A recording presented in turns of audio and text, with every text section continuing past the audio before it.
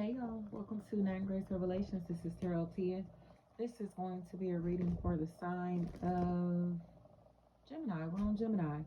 Let's see what's going on, y'all. Ooh, it feels like shock and awe is here, Gemini.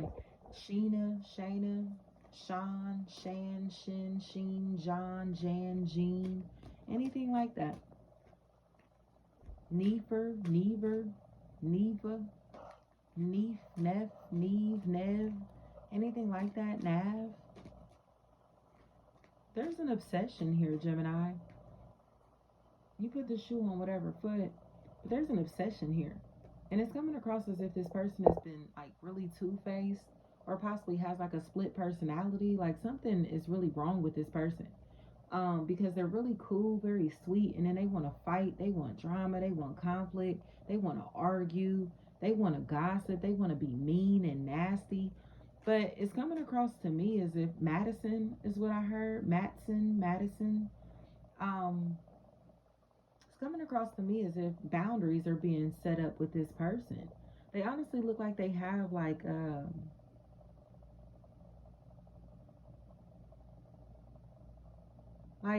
they're struggling with like arrested development or something. Like they won't grow up, like Peter Pan syndrome or something like that, you know. But it feels like their growth has been stagnated. I heard hunt, something like that. Hunter, hunt, huns, huns, something like that. Aunt Honey, Honey, and then a name that has like that's about honesty feels like a big factor, like whether the name is honesty or like true or truth or you get what I'm saying. It's something like that. That's a really, I don't care if it's believe, hope, faith, names like that feel like a really big factor in this equation. This is a psychopath, y'all. It's coming across to me as if this person is trying to force somebody to be stuck next to them, force people to stick by their side. And these people are starting to kind of become very agitated with what's happening here, but they have to hide how agitated that they are because this person seems very volatile. They look very aggressive. These people honestly seem like they're afraid of this person or are getting into a space to where they feel threatened by this person. Almost as it's kind of like you gonna stay here or else. You gonna do what I say or else. You gonna follow my rules or else. You get what I'm saying? Especially if there's a Brooklyn, that's a factor in this equation. It's almost as if like they don't want this person to be set free or they don't want to see this person kind of like move into emotional satisfaction because they're miserable. And they are intentionally tearing this person's mental health apart because of their own delusions, because of their inability to accept how combative they are. You know, it's almost as if like they know that all of these fights and drama that they've been starting or that they've been a part of are going to be the reason that they take these losses or the reason that they're losing these connections, these relationships. But instead of changing, they're trying to get more aggressive and more bully like to force people to attach to them or remain attached to them. You know? It just feels Don, anything like that. So now it seems like they are about to cause some type of major separation in somebody's life, all because they're preying on them. This is a predator. And it feels like they're pressed over like one person specifically because they see this person as being a pure energy or the influence in this equation or the person that these other people really want to be with, or you know what I mean, this is the person that they actually want to be with. Dea, it's like if I can't have you, can't nobody else have you. If you don't want to be connected to me, you ain't gonna be connected to nobody else. It's like that type of stuff, like till death do us part, literally. That was coming up for Virgo, y'all. But this feels more of like an obsession that somebody has with the person that they feel this other party is attracted to or wants to be with, versus them actually trying to, like, say, murder their own partner.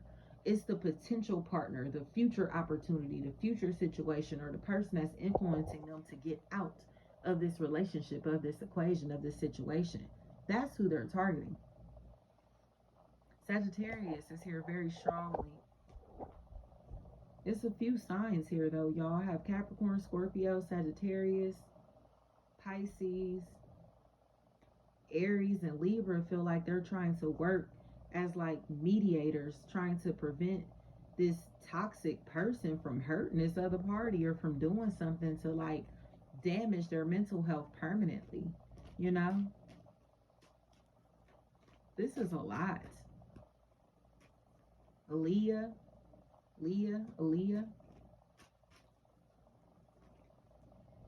So, Gemini, it feels like a karmic cycle is trying to come to a close, but somebody keeps trying to work out deals with this toxic person. It's like they look promiscuous, they look unstable, they look unreliable, they look like there's somebody who's not going to be trustworthy. And it's like when things are all good, this person may be like the life of the party. They may be a good time. They may be fun to be around, fun to hang with. But when they're down and out, this is the devil. And they want people to remain attached to them even when they behave like a demon. So here's Tawny. So here's the part that where it's like social distancing has to take place because this is Dr. Jekyll, Mr. Hyde energy. And this other party is done getting manipulated into believing that everything is all good, or they're done pretending that everything is all good. But they have to move on in silence, or there are sirens that will become a really big factor. And these feel like emergency vehicles, you know, like not necessarily just police, but like ambulances. Because this person seems like they are a lot bigger or more powerful than this other party here, than these other people here. And there are a lot of broken things here. So I don't know if they're destroying like property, or they're destroying or actually physically battering this person or these people. But it does feel like this person is coming out of this situation with like black eyes, you know? Ice may be a factor in this equation, eyes or ice. This person is starting to recognize their value because they have people around them who are reminding them of who they are. And this controlling figure knows what's going on. They are very intuitive. So they know this person is about to leave. They just don't know when, where, how. So they're going to try to sabotage them financially to prevent them from being able to get out.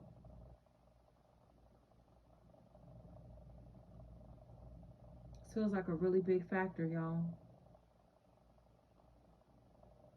Because this person knows that they have to get out of this equation, get out of this relationship before their life is lost. Before this person takes their life, even. Before their life is ruined. Because of this controlling figure. They don't seem to be contributing to this person's wellness at all.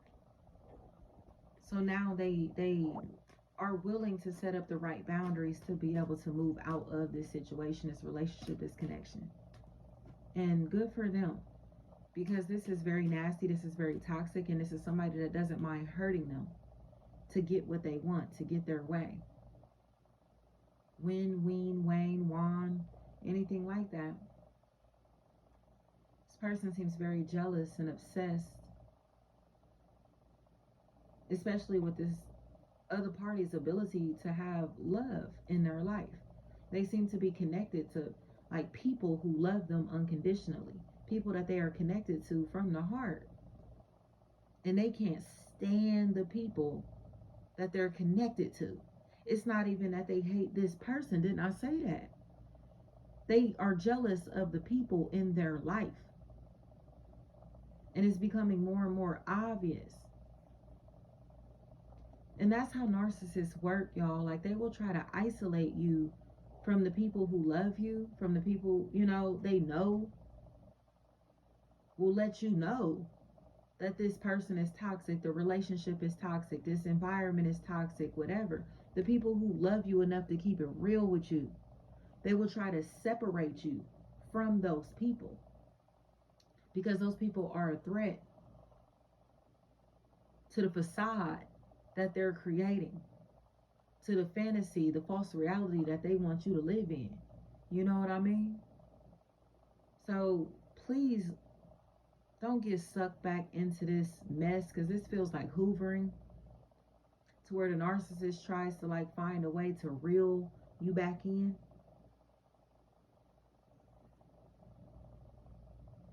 Because this is a mess, and they're damaging somebody emotionally.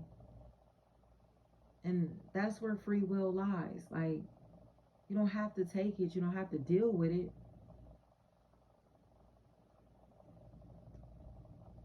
But nobody can force you to leave or force this person to change. You again put the shoe on whatever foot.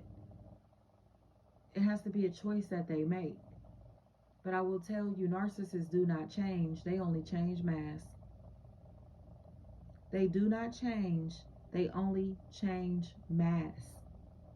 So the moment that their mask is ripped off and you see them for the monster that they truly are, they will go put on a different mask and say, look at me. This is, I really am a good person. I really am, cool. I really, I'm not really like that. That wasn't really me. Yeah, okay. And the moment that their ego is threatened, that false image that they've been putting on disappears again. But they will only show it to the person that they're targeting. No one else will see that dark energy. So they will seem so cool and chill to everybody. But the monster that they truly are, you'll only see behind closed doors.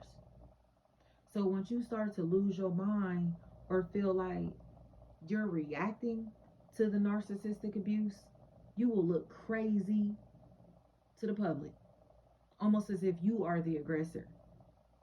You are the disrespectful one. You are the abusive one.